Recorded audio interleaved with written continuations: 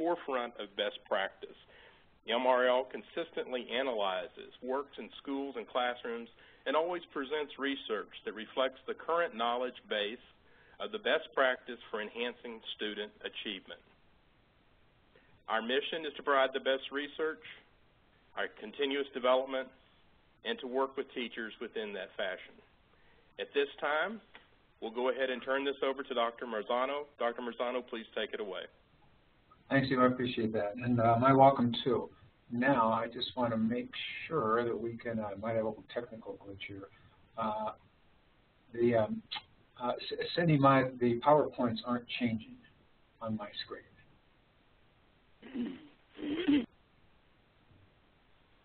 So we're going to have to get this fixed before we can move on here. Okay, can you try it now, Bob, and see if it'll move for you? Right now, it says it's showing the 7th slide, but what I see is just the what do you call it? I just see the first slide. So what do you see, Cindy? And you're still seeing the first one you said? So, yeah. Because I can see this. I can see the 7th slide here. How are we going to do this? Because I can't.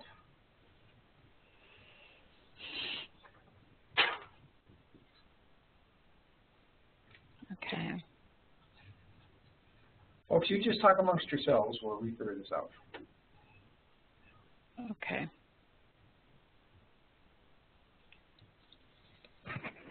So you're still just seeing this.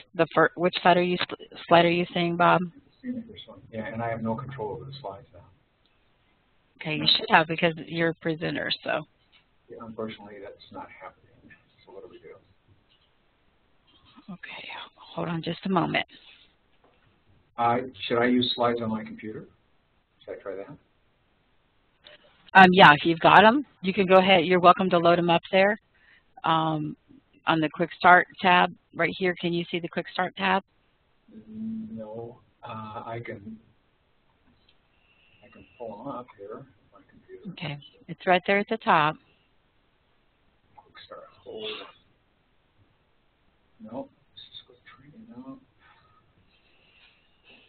Oh, my goodness. No, I've lost the whole thing now. I don't have any slides now. Quick Start, what would that be? It's a tab there at the top. It would be on your left-hand side as you're facing the screen. Quick Start, got it. Yes, now.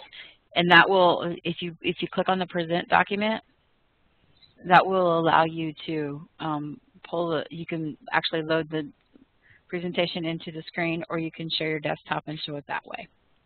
Hold on. So far, so good. Here. Okay, so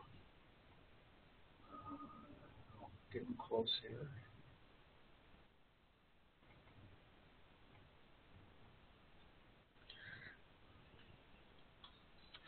Okay, now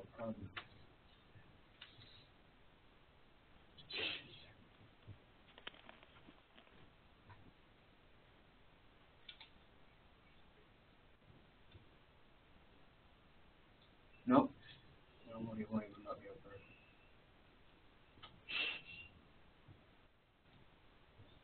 So there we go.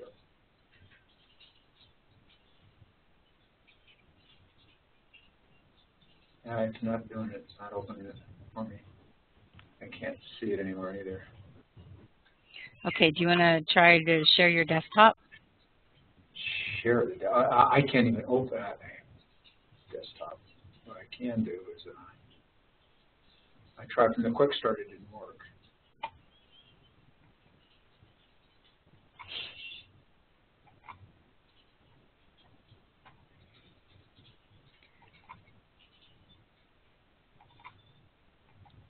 Okay, now so I'm opening it just from my computer.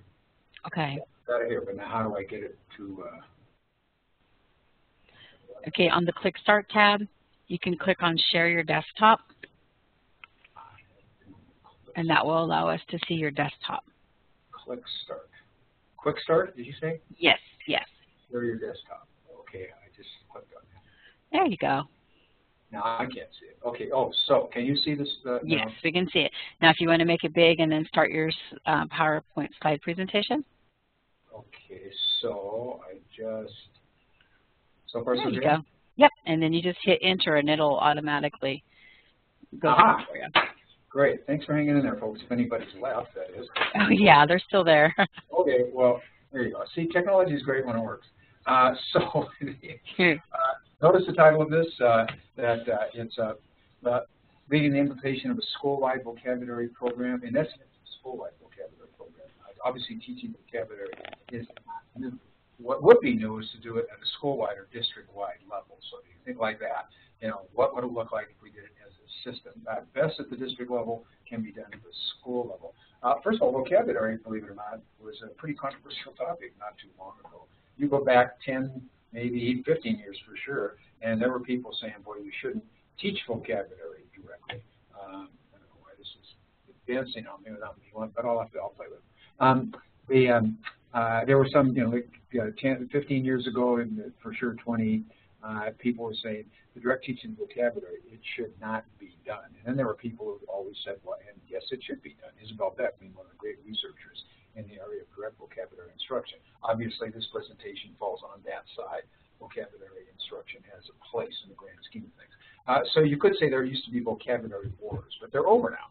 You know, pretty much people agree that the early concerns about direct vocabulary instruction, which have some validity to them, don't negate the teaching vocabulary directly. But let me do service to those early concerns, because there was a logical case that was built. Actually, it was a study by Nagy and Anderson, 1984. Just phenomenal study, just really kind of set the foundation for discussions about vocabulary for years after that. They looked at textbooks, grades 3 through 9, now it's just 3 through 9, not all textbooks K through 12.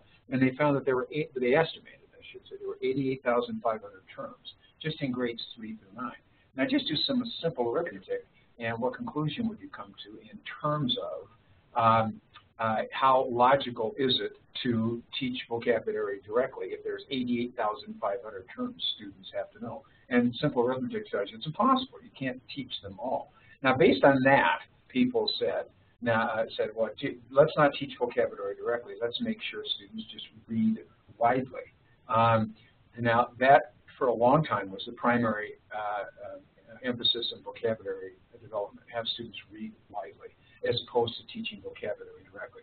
Now, I'd said the wars are over. Here's where most people are, at least all the researchers that I read. They say, it's somewhere in the middle. Obviously, the more you can get students to read, the better. So it's always a good thing to do. But then in addition to that, you can teach vocabulary. But now that still doesn't address what do you teach and how much do you teach? 88,500 words. Let me just go a little further in the Nagy and Anderson study. Looking at those 88,500 words, they saw some things, or they computed some things actually, and that's indicated in this chart. They said, out of those 88,500 terms, 6,700 of them, about 7.6%, students would run into about one time or more in 1 year of reading. So those are words that are pretty important. Kids are going to run into them when they're reading. Look at the next row. There's another 8,650 terms. Kids will run into about 10%, or about 10% of the 88,500 terms. They'll run into up to 3 times in 10 years. You can get the pattern. Look at the last 3 rows. What you see here is that a lot of the words students run into in their textbooks, actually they don't run into outside of their textbooks. In other words, they're not that important to a general understanding of the English language. They're not that important to a general understanding of kind of a basic literacy notion of content. So Isabel Beck, as I mentioned before, really had some great insights based on that. She said, we don't have to teach all the terms. Let's just kind of break them into tiers.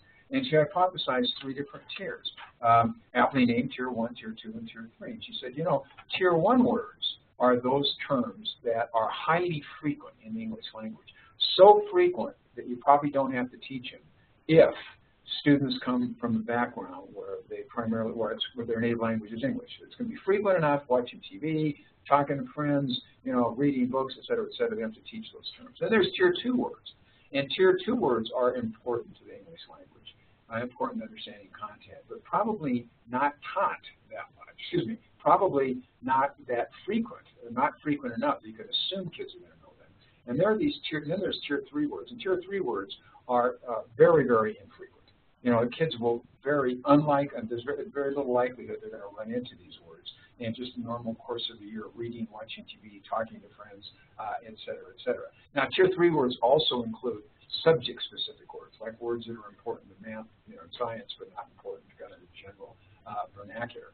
Now, that was a real breakthrough, this, concept of 3 tiers. And basically, she said, tier 1 words, do we really have to teach those to kids who come from English-speaking backgrounds? Tier 2 words, we should be teaching. And in tier 3 words, except for the academic tier 3 words, maybe we don't have to teach those things. One of my favorite examples of teaching tier 3 words comes from a good friend of mine, Deborah Pickering, who I've known for 25 years. And, our kids have grown up together, et cetera, et cetera. And she tells a story of, I forget which one of the 3 kids. Their vocabulary assignment one week was one of the words they had to look up was frippery. And they had to look it up in the dictionary and use it in a sentence. Now, frippery is kind of a fun word, but if you ask, what does frippery mean? I would assert that a lot of people out there, including myself, would generally not know what it is. It's about 18th century word, and it means the frills on men's shirts, basically. Now, it's a fun word. I don't want to take the fun out of instruction, but you got to say, gee, given the time we have and resources we have to teach, is it really useful to teach frippery as a vocab word? Isabel Beck's designations would probably indicate it's not. That's one of those tier 3 words. And if you lay Isabel Beck's notion of tier 1, 2, and 3 onto that categorization of words from the 88,500 you find in grades 3 through 9, it looks something like this. You could say that first layer there of 6,700 terms, they probably include some tier 1 or tier 2 words. That next group, 8,650 terms, is probably tier 2, and everything else is tier 3. Now, great conceptual framework. One thing that they didn't do when the framework first came out, the 3 tiers, is they did not identify what tier 1, tier 2, and tier 3 words are. If there's anything we've done, we being folks I work with here at Mazzona Research Lab, to add to our knowledge base of vocabulary instruction, it's to, I believe, try to determine those terms. I'll give you some resources here. Here's what we found. We analyzed words from a whole bunch of lists and then categorized each word in terms of how basic it was. In this chart, you see basic index 1, 2, 3, 4, 5. 1 meant the term was very, very basic. 2, a little more basic, a little less basic, all the way up to 5. And that was not a very basic word, except what we were looking for are words that were at least in tier 1 and tier 2. So here's what we found in our little study, or not so little study. Tier 1 words are about 2,845 of those. Basic terms everybody has to know to do well in the English language, and probably kids who come from English-speaking backgrounds are going to have a leg up on. Now, I keep saying that. Now you're saying, what about ELL students? And we'll get to that. It's a very important question. And then there's another 5,162, what I'll call advanced terms. Now, important, kids probably don't know them, as you can't assume they know them, and those should probably be taught. So we're talking about 8,000 terms now, or 8,007 terms, who represent tier 1 and tier 2. Let me contrast that with 88,500 terms. So what we're saying here is, well, let's just focus on tier 1 and tier 2, and some of the tier 3 terms that are specific to academics, and all of a sudden, the task does not look so monumental. I'm going to give you some resources here. Basic terms I mentioned you would find in this book here, Teaching Basic and Advanced Vocabulary. It's got all the tier 1 and tier 2 words. What about the academic terms in tier 3? Sorry, all these books are written by me. Apologize for being self-serving, but this is an area I've worked on for quite a bit. Another book called Building Background Knowledge for Academic Achievement. In that, we looked at the academic terms, or the tier 3 academic terms. Just let me shine a light on that for a second. Here's what we found. In terms of academic terms, the tier 3 words, if you will. In mathematics, we found about, in mathematics, we found about 685 terms. In science, 773. English language arts. You get the idea. Just look at general history, U.S. history, world history, geography, physics, and economics. Those are the areas we typically call social studies. I think you get the picture from simple arithmetic here that social studies have the massive amount of terms that kids get introduced to. And this usually hits about 3rd grade. Some people talk about a curriculum hump, which hits about then. I think vocabulary is a huge piece of that. So with these 2 books together, we've kind of at least cordoned off the domain here and saying, we can now even the playing field. At least we know what the playing field is. There's about 2,800 basic terms that all kids need to know. And again, if you come from an English-speaking background, you probably already know those. There's about another 5,000 advanced terms in the general vocabulary, which you should know, and those should be directly taught. Usually it's part of English language, English language arts. And then there's vocab specific to subject areas. And you total those all up, and you get 15,930 terms. Now, without repeats, there's 15,000 terms. We can say these should be the focus of direct vocabulary instruction. So here's the bottom line of my presentation. If you're accepting the logic I'm trying to present or the framework I'm trying to present, basically we're saying, hey, we know what terms to teach right now. It's not a mystery anymore. Consequently, there is no longer an excuse for any student to leave school lacking a general knowledge of the basic general terms, the advanced general terms, and the academic terms necessary for success in U.S. society. And I sincerely mean that. After, almost 3 decades now researching whole-area vocabulary, I think, we could say if we really wanted to and we're willing to be systemic and systematic about it, all kids could leave the K-12 system knowing the basic terms, the more advanced general terms, and then important terms for academic subject areas. So let's start with the academic vocabulary. That's the easiest to address. And again, that's a reference there if you're interested in reading more about it. Bottom line recommendation here is that a school, or better yet a district, identify, classroom practice 2 things. 1, identify critical terms and phrases that they're going to make sure all students are taught. I'll show you what that looks like in a second. Second of all, they use a research-based process or an adaptation of one for teaching terms and phrases. So let me talk about the list, the school-wide list, or better yet, the district list. Here's what we recommend. Let's just take math, science, language arts, and social studies. We recommend, let's just, for argument's sake, let's just start grade 1 through grade 8. And in those grade levels, if a school, or better yet a district, we're willing to identify, let's say, 30 math terms, as you see on the screen, terms like that, 30 science terms like that, these are 3rd grade, by the way, 30 language arts terms like that, and 30 social studies terms like that for each grade level, grades 1 through 8. What you would have is a list for each subject area of 240 terms in each subject area. Let me go over that with you. Remember, math, you've got grades 1 through 8, 30 terms. So you have 240 math terms, 240 science, 240 language arts, 240 social studies. And ensure that those terms are taught by all of your teachers. So if I'm a 1st grade teacher and I'm teaching in a self-contained classroom, here's what I know. There are 30 math terms I've got to teach, 30 science terms, 30 social language arts terms, and 30 social studies terms. There's 120 terms I'm responsible for in grade 1. Now, if you say that's too many, actually we came across this not by not just by making the numbers up. What we found is in talking with teachers, they said, I could pull that off. 30 terms, and if I'm self-contained, 120 terms, I could do that and still have room to teach other terms. If you believe the research, some would say that a teacher will try to teach as many as 400 terms in a given year. So basically saying 120 are given to you. Now, by the way, the teachers are the ones who figure out these lists. You get all your 1st grade teachers together, your 2nd grade teachers, your 3rd grade teachers. They're the ones who put the list together. If you're interested in this, if you go on the website, and just type in vocabulary lists, you will find different districts that have put these lists together. You'll actually find 2.5 state lists. Oklahoma has put together a state list in math, science, language arts, and social studies. Tennessee has done the same thing. State of Washington has put together a list for math and science. So you really do not have to reinvent the wheel here. You don't. There are plenty of resources. Look at those and then add to them, delete, add words, et cetera, et cetera. Now, once you have your terms, then we say, make sure that everybody teaches using a research-based process. And let me qualify that. We don't want to create a system where teachers are lockstep. They have to do everything the same. That just doesn't make any sense. But we found the 6-step process to be pretty flexible and allowing teachers to make some changes here. The teachers will say, okay, I can do this. Here's why. Most of what we're recommending teachers do anyway.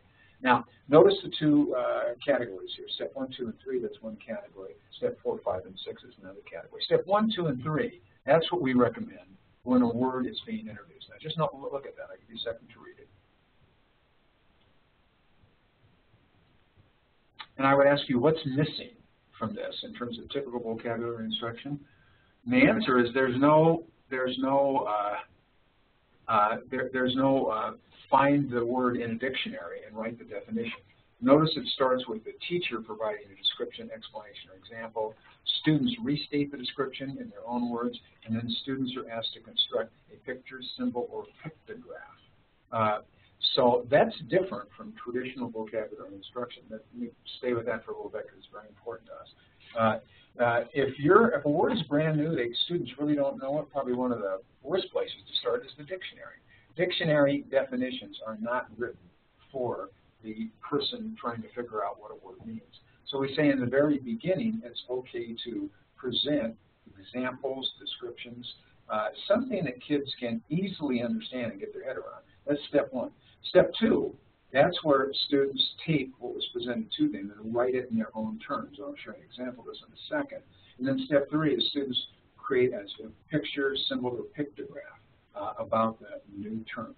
Now, believe me, I've not forgotten the English language learner here. What are the adaptations for English language learners?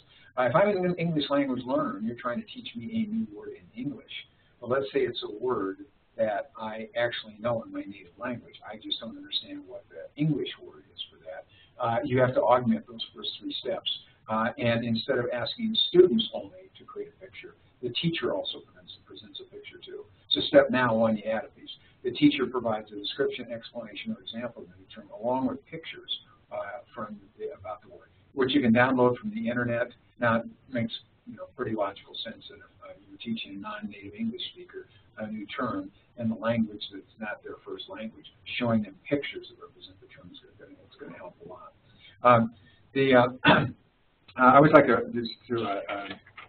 demonstrate this a little bit, so let me do that. Let's say I'm a teacher and I'm teaching in a science class and I'm teaching the term mutualism. If I were to do it the traditional way, I would do it something like this. I would give you a definition. And by the way, this is right from, I believe, a middle school textbook about what mutualism is. You can read that. Now, do you have it? Now, you probably do. You and I were adults. We've heard the term mutualism before. But if I'm a student, I'm in middle school, I'm not sure what I can do with that. So put a big X across that. That's not the way to do it. What we say is, let's try it a different way, and that is the picture, pictograph, explanation. Now, by the way, we're very big on vocabulary notebooks. That's part of it, integral part of our model. We say that all students should have a vocabulary notebook where they're recording their descriptions, their pictures, and adding to that over time. Some places would work out a little 3-ring binder where students have a tab for math, science, language arts, and social studies. They also have a tab for my words. That's great. If you're middle school or high school, you say, particularly high school, well, kids aren't going to drag this 3-ring binder around. Well, but I can do this in my subject area. Well, a lot of teachers have notebooks for their particular subject area. Well, I'm a big fan of that too. So I've seen high school teachers who have kids buy those little black and white speckled composition books, which becomes the academic notebook for their subject area. And all they do is take the last 20 pages or so, and that's the vocabulary section. So a place where the students' descriptions, pictures, graphs, explanations reside. Now, instead of asking you to look up mutualism in the back of the book, in the glossary, I tell you the story. In the classic story, actually the story comes from a real life example years ago where a teacher was teaching mutualism and did this very thing. Said, okay, kids, let me write down mutualism in your notebook. Let me explain it to you. Says, I was in the dentist's office the other day and I had to wait a little bit. And opened up National Geographic. I like that. Well, here's what I found. I found a picture of an alligator with its mouth open and a bird standing inside the alligator's mouth. Well, I quickly turned the page, assuming that I would see a little smush bird, right? The next page, the alligator was going to eat the bird, but I didn't. As a matter of fact, when I read on, I found the alligator actually invites the bird into its mouth. It's called the plover bird. Here's why. The bird eats things out of the alligator's teeth. That's mutualism right there. What does the bird get out of the deal? Obviously, food. What does the alligator get out of the deal? Clean teeth. And I immediately thought of the Serengeti plain with the rhinos on the plain, and there's these little bobbly-headed birds standing on their back. They're called tick birds. Same thing. The rhinos actually like the tick birds on the back because the tick birds eat ticks. So the rhino gets deticked again, the tick bird gets food. Okay, now kids, in your vocabulary notebook, write down what you think mutualism means to you and also draw a picture of that. These are examples from second grades. Now, you see the picture here, that's just the alligator and the bird, okay? Let's look at this. Now, the student didn't actually write what he thought the mutualism meant, but the picture is the student's understanding of the term. When the teacher asks, tell me about the picture, how's that mutualism? And the student says, well, it's a birthday party. Birthday party. Back here, you bring presents, they give you party favors. Now, we're in the ballpark, and that's fine. Each student has a general understanding, derived from his or her own background experience. Here's another one. It's something that gets something from each other. Teacher said, well, what's going on there? The student said, well, we were out in the car the other day in the freeway, and the car broke down, and my mom called the gas station guy. Gas station guy came out and fixed the car. We gave the gas station guy money. That's mutualism right there. Here's my favorite one. Two things that do something for one another. That's a bear scratching a horse's back. So we don't know what the bear gets out of it. Perhaps the bear eats the horse. We don't know. But again, it's a student's own conceptualization or representation of what mutualism means to him or her. Notice down at the bottom left, other words I think of, symbiosis. See, that's where the vocabulary notebook is powerful. Over time, you go back and students add other words. Now imagine if you were doing this at the school level. 30 math, 30 science, 30 language arts, 30 social studies terms, each grade level. Each student has an academic vocabulary notebook. Teachers are teaching using this process or adaptations of it. I realize teachers come up with things differently, so you can obviously augment this process. But then kids are adding to their knowledge base. That's where the power comes in. Just another example of what a notebook might look like. We've done this, virtually every grade level, most of the subject areas, if not all. So your notebook can look a lot of different ways. These are all students' conceptions. Now, I like this one. Look at the word context clues. Student's description, how you figure out a word by reading the other words around it. We were curious. This was a language arts term. We were curious. How are students going to represent that? If you look at the picture graph, it's a book, and then it says there, if you can't read it, the word was hard to read. Now, I would assert, having done this, where the student writes context clues, my description, and then draw the picture, they've now got a decent grounding in what context clues are. This is even at a lower grade level, I believe, so your notebook can look a lot of different ways. So first three steps, and that is teacher presents the term, describes it, explains it, students restate that in their own terms, and then students construct a picture, symbol, or pictograph. Now, the next steps, engage students periodically in activities that help them add to their knowledge base. That usually deals with comparison activities, or we'll get into that a little bit later. Maybe once every 2 weeks, a student teacher has students identify a couple terms. The teacher says, look at the last 3 terms we had in the science section, and we do a little comparison and contrast. Step 5, periodically ask students to discuss the terms with one another.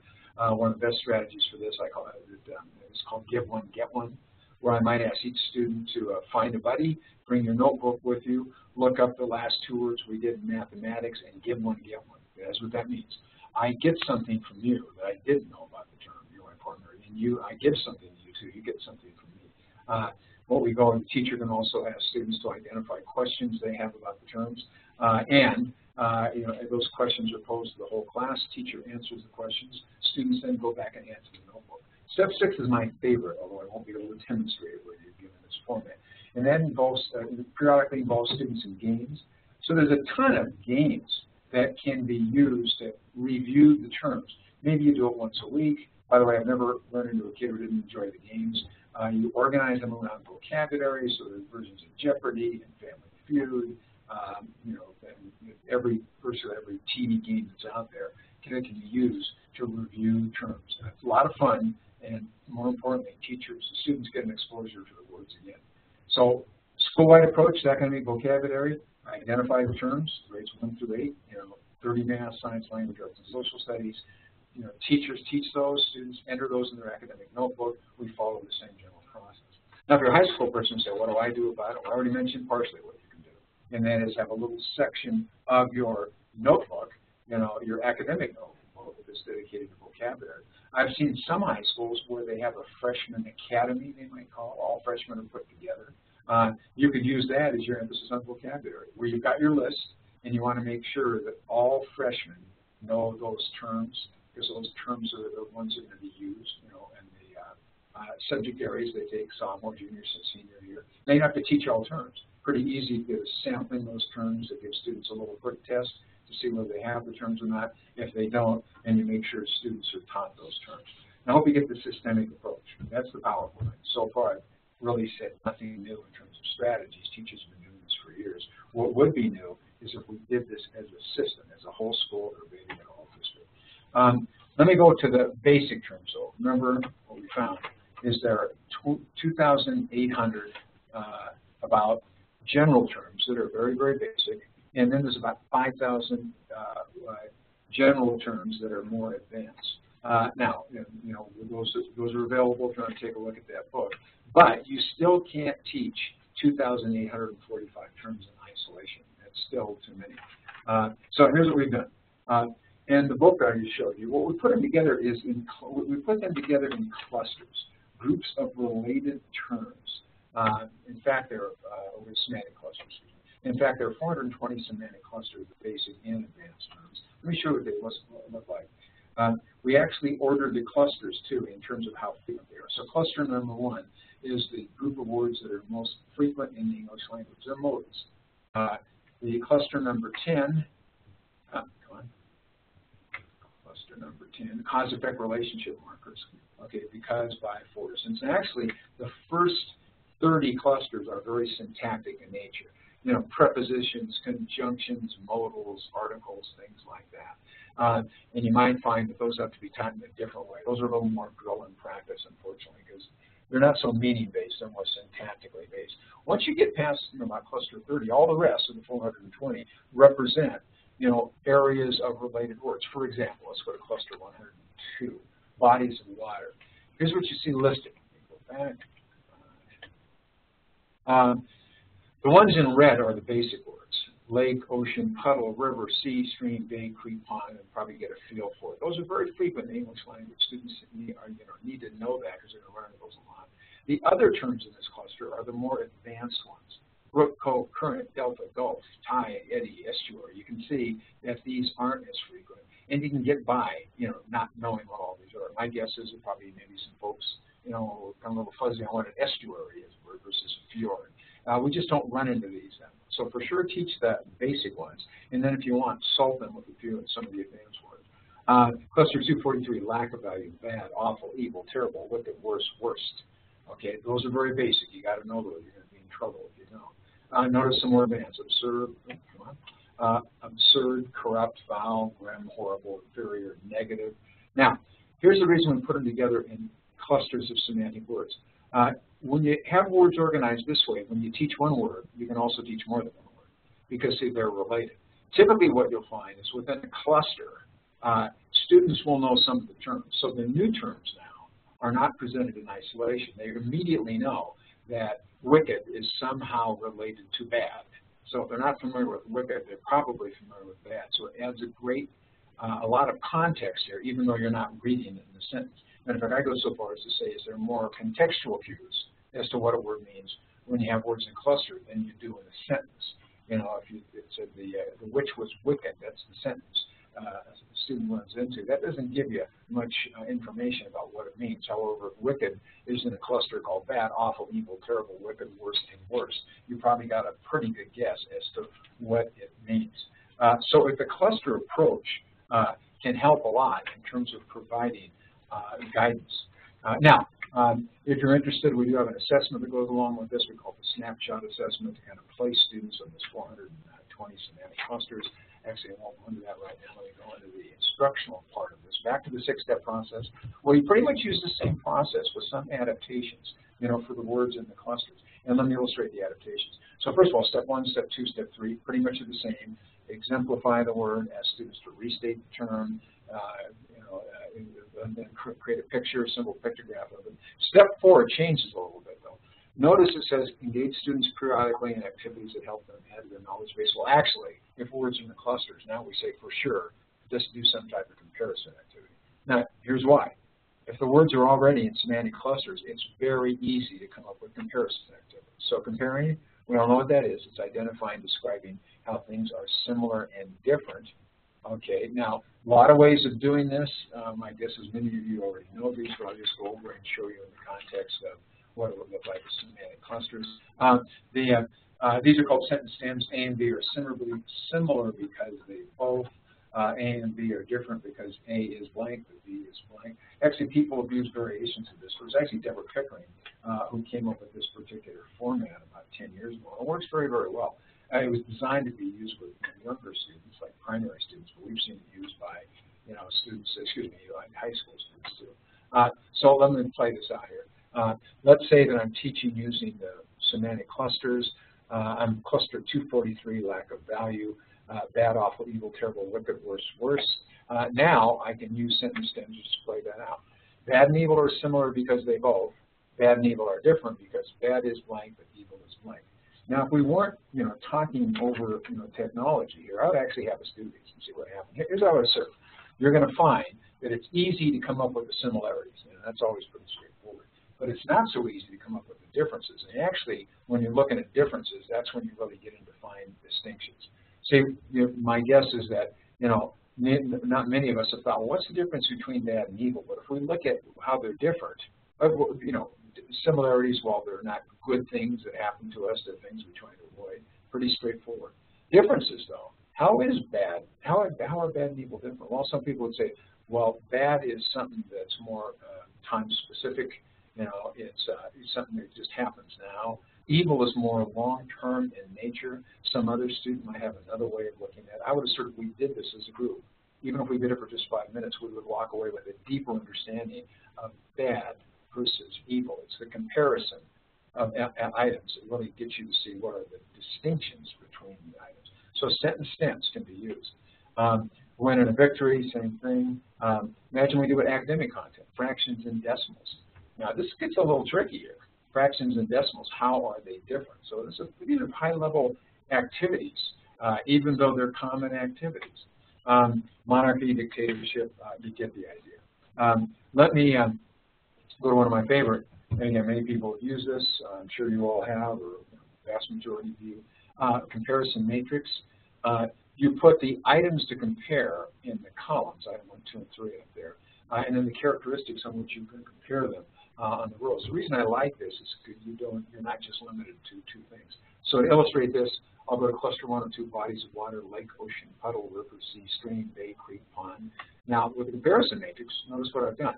I'm going to use 2 basic terms, lake and ocean, but I'm also going to throw in an advanced term, cove. And let's look at the rows here. So the teacher might identify these. Compare them on size, type of water, things that happen there. See, it says characteristic 4. That's where a student can throw in his or her own characteristics they want to look at. So very, very flexible. Now, question that comes up commonly is, what about really young kids? What about like kindergartens? Can they do things like this? Absolutely. Even something, as sophisticated as a comparison matrix.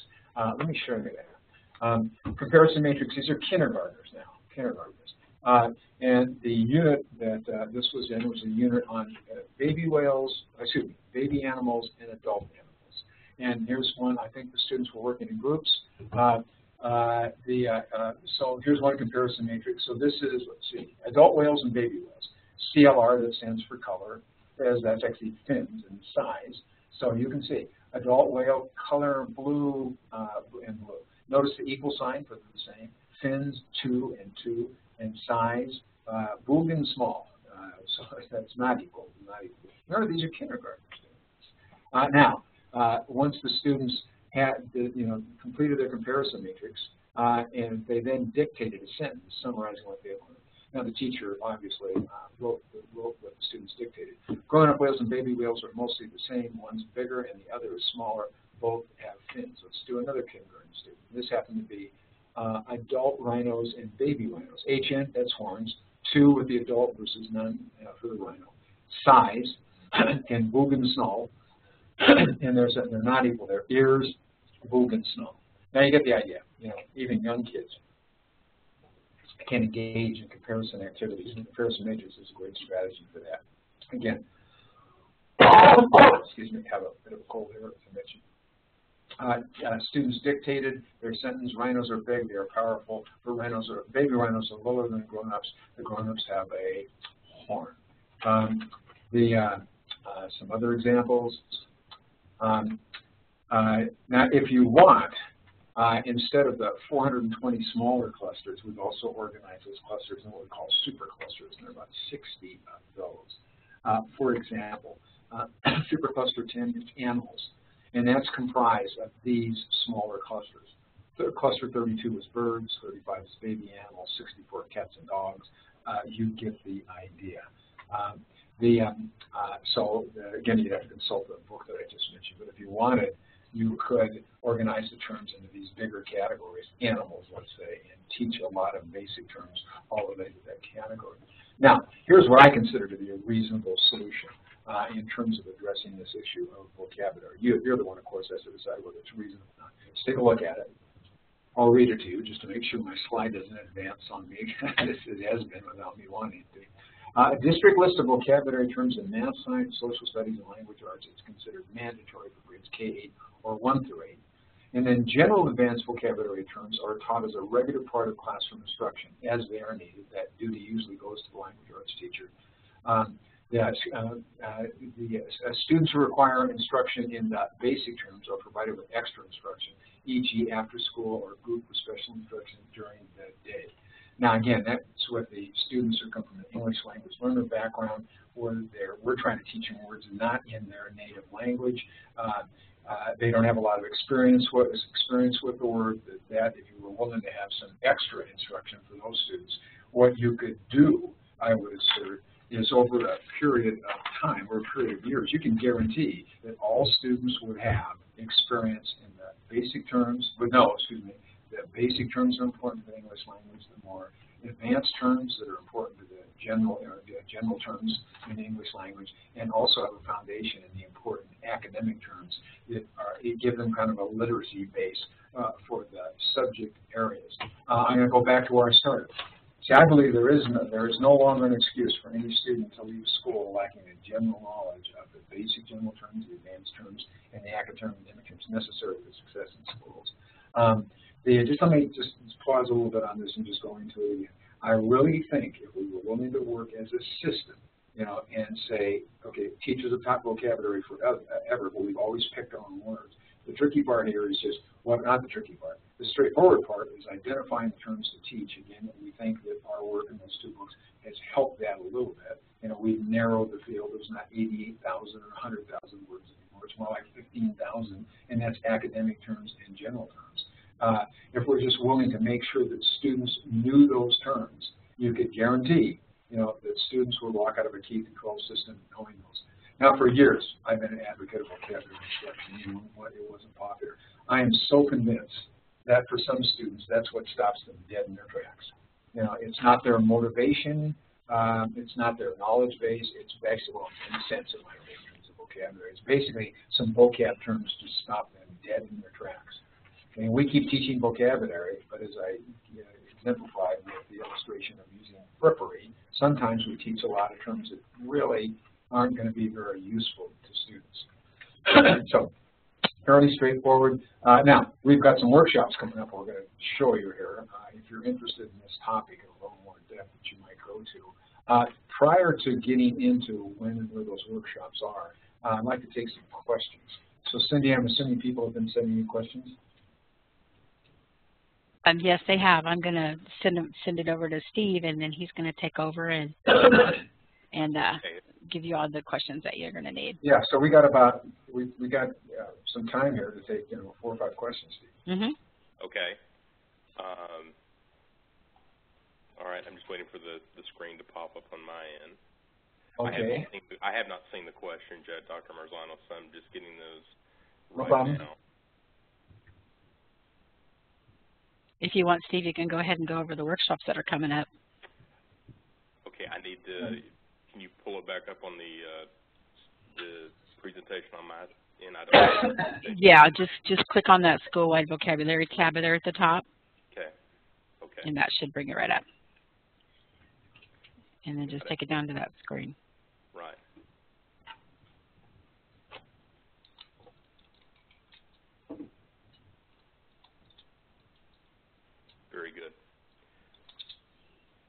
Okay, while we're getting the questions loaded in, just want to go over, there's 4 workshops that the Marzano Research Laboratory will have within the next month. And let me just kind of click through those and share each with you those dates at this time. The first, I hope that you would have some interest in, will be a topic on the Highly Engaged Classroom Workshop, which will be this February in Nashville, Tennessee. This event includes interactive time for exploring the topic in more depth. And all of the workshops as I go through, you can register online at marzanoresearch.com or by calling 888-849-0851. The second workshop that will be available in February, also in Nashville, Texas, Nashville, Tennessee, pardon me, on the 3rd and 4th, is the Formative Assessment and Standards-Based Grading Workshop. At this workshop, you'll learn research-based practices for using quality formative classroom and district-level assessments aligned to solid grading practices. Towards the end of the month, there'll be 2 workshops that will be held in Fort Worth. One will be the Supervision and Instruction Using the Art and Science of Teaching workshop that will be at the end of the Fort Worth that will feature Dr. Marzano and highlights well-researched practices as educators use to be truly effective and realize gains in student achievements. And then the last workshop, which will also be in Fort Worth at the end of February, is the Teaching Vocabulary, a Key to Academic Success workshop, also in Fort Worth, that Dr. Marzano's 6-step process of teaching vocabulary will be taught within the context of the workshop. And his research-based method will improve vocabulary instructions for teachers and boost the academic performance for all students. Again, all of these workshops, if you wish to attend, can be found at marzanoresearch.com or by calling 888-849-0851. And I see that. Yes. Can I say one thing? Yeah, that last one obviously is the one on vocabulary directly based on the presentation. I mentioned the basic terms too. If you do sign up for that, you'll be given a list of those basic terms, along with I think the book we're using is the Vocabulary Games book that we just put out. But that games book also includes the most what we consider the most important academic terms from math, science, language arts, and social studies. So if you're interested in looking further into, first of all, those lists, either take a look at those books or might want to go to that workshop too. Very good. Thank you so much for sharing that, and appreciate everyone's patience as we get some of the questions loaded up here. And we do have about 4 quick questions, so we'll go to that at that time. Okay. The first question that we had is, can we have an example of a basic versus an advanced word? Well, if I can go back to my slides, I'd show you. Sure. No, but I can look at my. Sure. So I look at my slide.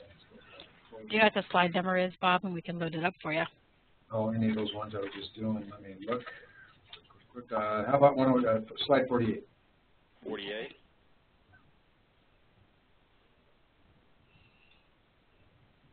There you go. There you go. Okay, I can't see it on my screen. Yeah, notice that. This is cluster 102 bodies of water. On the left, what you'll see is lake, ocean, puddle, river, sea, stream, bay, creek, pond. And those are in bigger font. Those are basic. And our analysis said, those come up so frequently. If you don't know those, you're probably going to run into some problems. Now, all the other words on the bottom on the left-hand side in the top right, those are still bodies of water related to that general category, but they're not basic. Well, brook, cove, current, delta, gulf, inlet, marsh, outlet, et cetera, et cetera. Okay, now let me get even more basic, if you will, about basic terms. Cindy, can you go back to 46? Sure. I can do that for you. Okay. Tell me when it's up, because I can't see it. We're there. It's up. Okay, great. Yeah, look at the left-hand side. Those are all basic cause-effect relationship markers, which are typically conjunctions. Because, by, for, from, if, since, so, then, to, because, et cetera, et cetera, et cetera. Now, there's only two basic advanced terms here. If only, if then. And I hope that you can kind of get the feel. If you don't know because or since, you're going to have a tough time with the language. However, if you don't know if only or if then, that's not going to hurt you quite as much. All right. So for each of the 420 clusters, we listed. Excuse me, both the basic and advanced terms. Very good. The second question that we have is, are there any specific strategies that you have for teaching foreign language vocabulary words?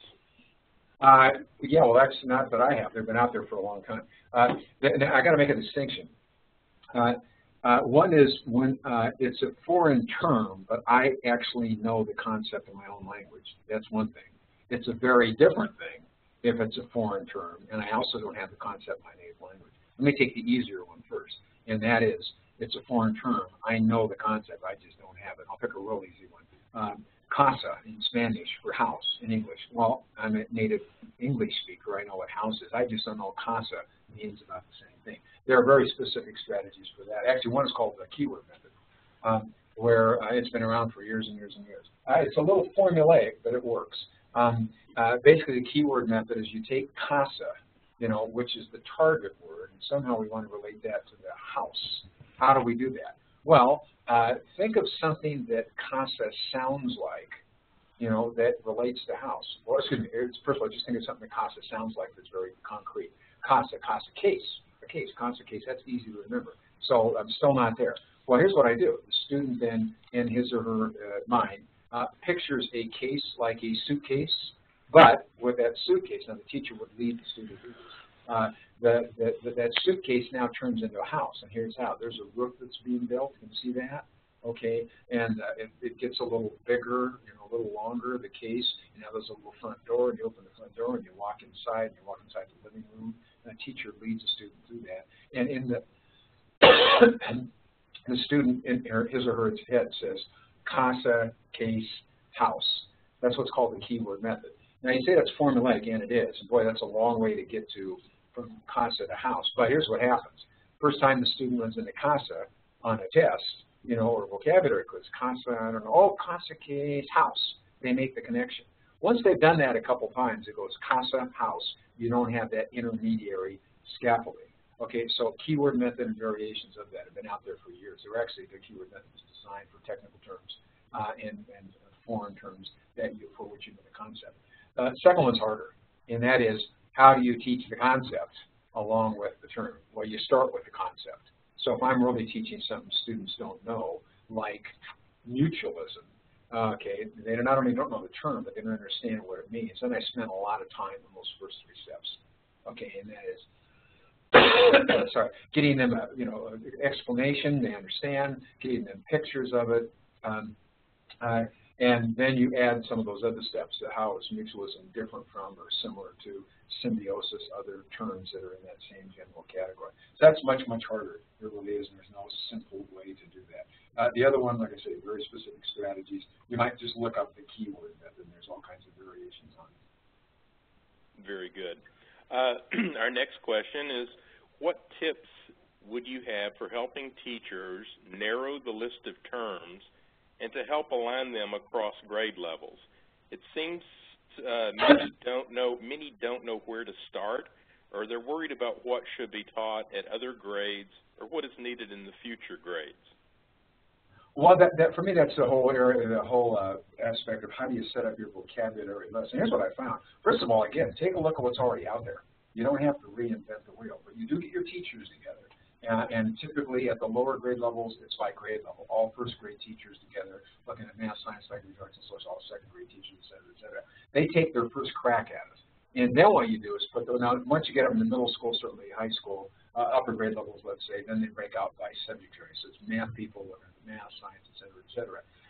Here's what you'll find when you put the list together. You say, this term mutualism, the second grade teachers want it along with the fifth grade teachers, along with the ninth grade teachers. What do we do about it? Very easily reconcile. You ask the question, where do we want the term introduced? And let's, for argument's sake, say that we want to introduce it in second grade. Fine. Okay, that doesn't mean nobody else can touch the term. But if you do list it again, like at fifth grade, then you have to add, and what about mutualism do we want students to know? So here's what I literally have seen.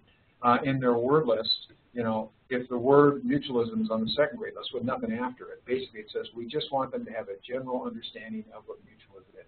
However, when it shows up in fifth grade on that list, it's mutualism and then in parentheses, and then you list the characteristics that you want students to absolutely know. So if you did that as a district, you pretty much identify, okay, what do we want to introduce? And then if it does appear again, if it's important enough to appear again on a list, exactly what do we want kids to know in addition to a general understanding.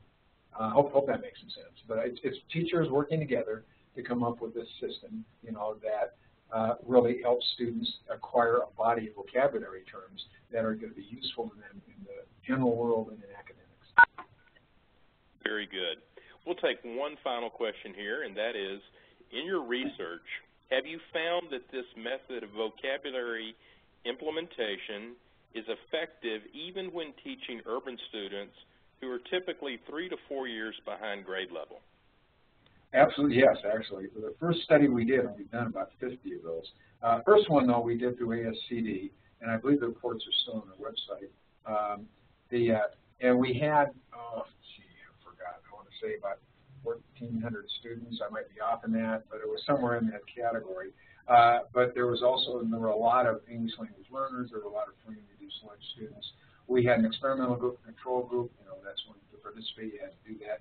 And then we didn't test. We didn't give them a vocabulary test. We actually, our hypothesis was that if you teach vocabulary this way or some derivative of it, students will be able to understand content better. So the actual tests we gave them were in math, science, language arts, and social studies, kind of a comprehension test. And here's what we found. With ELL students, it worked really, really well. They got some of the best results. And same thing with students from the lower socioeconomic groups. And it makes sense. Those were the students who benefited most because they didn't, in some cases, have the experiential base to pick up some of these words on their own. So actually, I would say for ELL students and students who come from backgrounds where they don't have the advantage that other students do in terms of taking on trips, experiences outside of school to help build that vocabulary, I think works with it.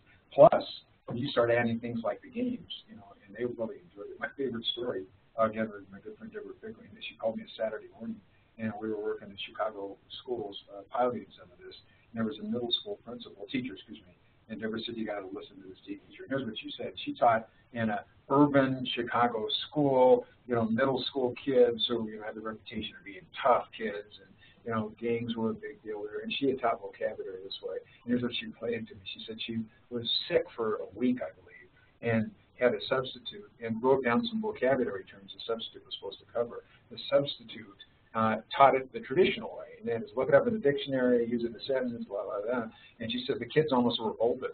They said, no, you don't get it. That's not the way we learn vocabulary. So I think when you add that piece, wait a minute. You don't have to memorize the definition. How does this relate to your life when you start there? First of all, it's pretty straightforward. And add some games, and kids really like it. What always amazes me is once you start with, let's get them in the ballpark related to their lives, the links they come up with are so, first of all, right on. They understand the term. We didn't present it in this academic way. So we've had really, really good luck, particularly with kids who come from backgrounds where they're not going to pick up a lot of this stuff just incidentally from, again, their experiences outside of school. Excellent. One final follow-up question, and that is, as we approach the possibility of national standards, do you see that there will be a national vocabulary list? I doubt it. It's easy to put together. If you look at the Common Core right now, look at the vocabulary, it's pretty easy to put a list together. The Common Core did not change much. I think they did a nice job, particularly in math, not so much in language arts, unfortunately, formatting the content and packaging it in a way that, first of all, they cut some things down, so they're a little more specific, particularly math. But if you look at the content, and say, let's look at the basic concepts that are important, it's the same as it was 10 years ago, with some changes. So it's really pretty easy, to look at content, and identify, especially if we have, out of the 40-plus states that are bought into the Common Core, it wouldn't be that hard to say, okay, let's look at the let's look at the math terms, let's look at the language arts terms that are going to be important. And I would assert, that you'd find those already listed in the books I've written, that other people have written. So I think we're on pretty solid turf here. It's not going to change much. Very good. Well, I want to thank you on behalf of the entire group, as well as the about 175 to 200 people that attended the webinar today for your time and your insight. To everyone online, I encourage you again to go to marcianoresearch.com to take a look at the workshops that are available over the next 45 days. And we look forward to meeting you in person and helping with your needs. Thank you again, Dr. Marzano. Well, thanks a lot, folks. Thanks for hanging in there. Very good. Thank you, guys. Thank you.